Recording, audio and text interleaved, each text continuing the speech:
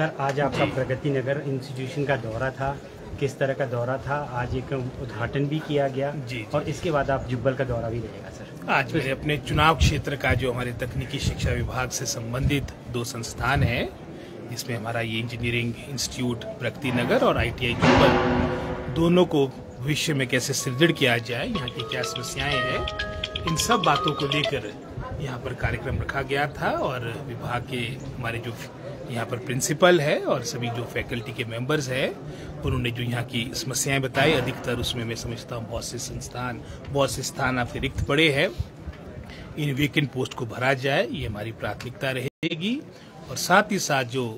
यहाँ पर नए कोर्सेज, नए ट्रेड्स यहाँ पर प्रारंभ हो, ये हमारी सरकार की सोच भी है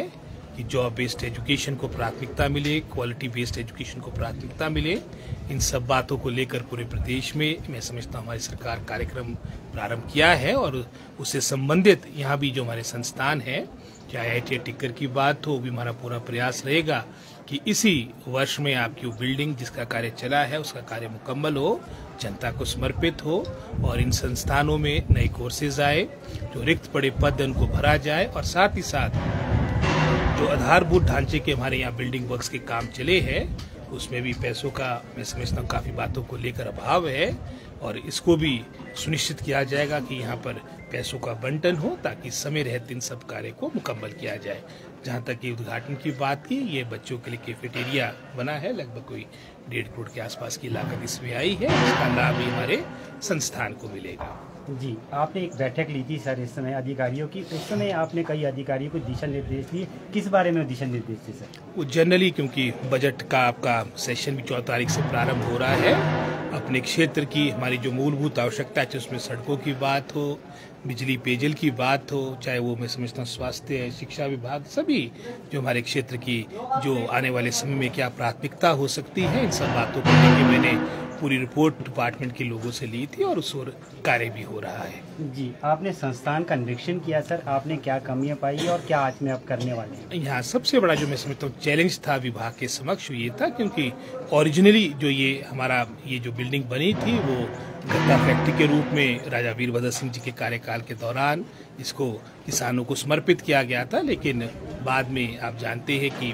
फैक्ट्री नहीं चली, फिर ये निर्णय लिया गया उस वक्त की सरकार द्वारा कि हम यहाँ पर इंजीनियरिंग इंस्टीट्यूट बनाएंगे। तो वो भी एक बहुत बड़ा चैलेंज था, क्योंकि नया काम करना फिर सरल होता है, पुराने काम को रीशेप देना एक चुनौती थी, लेकिन काफ़ी हद तक उसमें भी मैं समझता हूँ इन्होंने कार्य कर दिया है। और जो कमियां तो हमेशा कुछ ना कुछ रह जाती है, लेकिन जैसे मैंने पहले कहा, बहुत से आपके पद रिक्त पड़े हैं, लगभग कोई 40 to 50% पद रिक्त पड़े हैं, और यही स्थिति आपके पूरे प्रदेश में है। लगभग कोई 5000 के आसपास आपके तकनीकी शिक्षा विभाग में पद है, जिसमें से 40% के आसपास आपके रिक्त पड़े हैं, और वही अनुसरण हमारे यहाँ पर है। ये प्रयास किया जाएगा कि आने वाले समय में रिक्त पड़े पदों को भरा जाए, और हमारे जो आधारभूत ढांचे के लिए यहाँ पर पैसे की आवश्यकता पड़ती है, फंड्स के एलोकेशन की आवश्यकता पड़ती है, उपलब्ध करवाए जाए, नए कोर्सेज आए, नए यहाँ पर ट्रेड्स आए, ये हमारी सरकार की पूरी प्राथमिकता रहेगी। जी, संस्थान में कुल 3 विंग्स है, इसके तहत 12 कुल ट्रेड है सर, क्या इसमें ट्रेडें भी बढ़ाई जाएगी? ये सारी बातें हमारे संज्ञान में है, और पूरा प्रयास होगा कि ये ट्रेड्स बढ़े, हमारे कोर्सेज बढ़े। और विशेष रूप से जैसे मैंने पहले कहा, हमारी मुख्यमंत्री की सोच है कि आज के समय में, आज से कोई 30-40 साल पहले हो सकता है कि कई ट्रेड्स आपके उस वक्त के हिसाब से आपके तर्क संगत होंगे, जो आज के समय में आउटडेटेड है, उनको थोड़ा पीछे रख के नए कोर्सेज, नए ट्रेड्स प्रारंभ हो, ये हमारे पूरा प्रयास रहेगा। और यहाँ पर भी हमारे नए ट्रेड्स आए, कोर्सेज आए, कुछ तो आपके पिछले कुछ समय से बंद पड़े हैं, उनको भी प्रारंभ करने की हम पूरा प्रयास करेंगे, और आने वाले समय में ये सारी बातें आपके सामने आएगी। जी, इसके बाद आप जुब्बल प्रस्थान करेंगे, और परसों का आपका मेरे ख्याल से रोडू का है। जी, किस तरह करेंगे? ये पूरा हमारा जो क्षेत्र है, चाहे वो हमारे यहाँ प्रगति नगर की बात हो, ITI जुब्बल का भी मैंने आपको बताया बहुत पुराना इतिहास है, ठाकुर रामलाल जी के समय में 1970 के दशक में, आज तो कोई 158 ITIs है, उस वक्त मात्र 10-15 ITIs थी, उसमें से खोला गया था। और फार्मेसी कॉलेज हमारा रोडू में है, तो वो भी आज के समय में जो मात्र मैं समझता हूँ 10 संस्थान है, चाहे 5 आपके फार्मेसी कॉलेजेस की बात हो, चाहे इंजीनियरिंग कॉलेज भी लगभग 5 है, उसमें जो NAC के द्वारा एक्रेडिशन मिली है वो मात्र आपका रोडू का आपका फार्मेसी कॉलेज है। हालांकि उसको खोल के मात्र कुछ समय हुआ था, लेकिन वो भी एक बहुत बड़ी उपलब्धि प्रदेश के लिए है। आने वाले समय में कैसे उसको और मैं समझता हूँ सुदृढ़ किया जाए, अभी शायद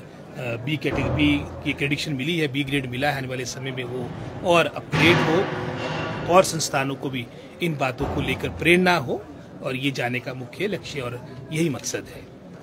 सर, कोटखाई के ग्राउंड में जो सरकारी स्कूल है उसका भवन काफ़ी पुराना हो चुका है और वहाँ पर एक भवन का निर्माण किया गया था लगभग 10 साल पहले, मगर अभी तक उसका कार्य जो है पूरा नहीं किया जा रहा है सर। लगभग कोई 12 हमारे शिक्षण संस्थान है जहाँ पर पैसों के अभाव के कारण कार्य रुका पड़ा है। मेरा पूरा प्रयास रहेगा कि आने वाले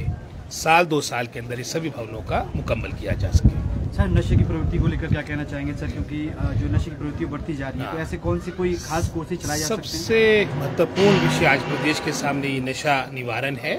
और वर्तमान में पूरे भारतवर्ष में जहां एक समय में पंजाब लीड करता था, आज पंजाब और हिमाचल के बीच मात्र कुछ प्रतिशत का अंतर है, और ये हमारी पहली प्राथमिकता रहेगी। जीरो टॉलरेंस इन बातों को लेकर रहेगा, चाहे वो हमारे शिक्षण संस्थान है, क्योंकि ये समस्या मात्र मैं समझता हूँ शिक्षण संस्थान या शिक्षा विभाग या पुलिस विभाग तक ना सीमित होकर ये एक समाज की, एक सोसाइटी की प्रॉब्लम हो चुकी है। और जहाँ तक शिक्षा विभाग की बात आती है, मैंने मीटिंग ले भी ली है। एक मीटिंग हमारी डीजीपी ऑफिस में हुई थी, उनका एक कार्यक्रम था, और उसके उपरांत मैंने अपनी शिक्षा विभाग में, जिसमें हमारी एडीजीपी सीआईडी भी उपस्थित थी, आने वाले समय के लिए हमने प्रारूप तैयार किया है, और इस बात को लेकर सरकार बिल्कुल ही मैं समझता हूँ एक मुख्य प्राथमिकता के रूप में आगे बढ़ रही है, और इसके लिए हम अग्रसर है। सर, एक अहम क्वेश्चन रह गया सर, क्योंकि इस समय जो प्रगति नगर इंजीनियरिंग कॉलेज है, यहाँ पर एचआरटीसी बस की कोई सुविधा डायरेक्ट शिमला के लिए नहीं है, आसपास क्षेत्र के लिए, चाहे सुबह वो 9 बजे की बात हो, चाहे शाम के 5 बजे की। कई बच्चों ने यहाँ पर आग्रह किया कि यहाँ पर बस सुविधा मुहैया कराई जाए। मेरे पास काफ़ी रिप्रेजेंटेशन दिए हैं यहाँ पर, इन सब बातों को लेके शायद नेक्स्ट वीक हम मीटिंग रख रहे हैं, और ये सारी बातें देखते इसका समाधान कैसे निकाला जा सके। जो बल्कि 2 बजे का। Thank you.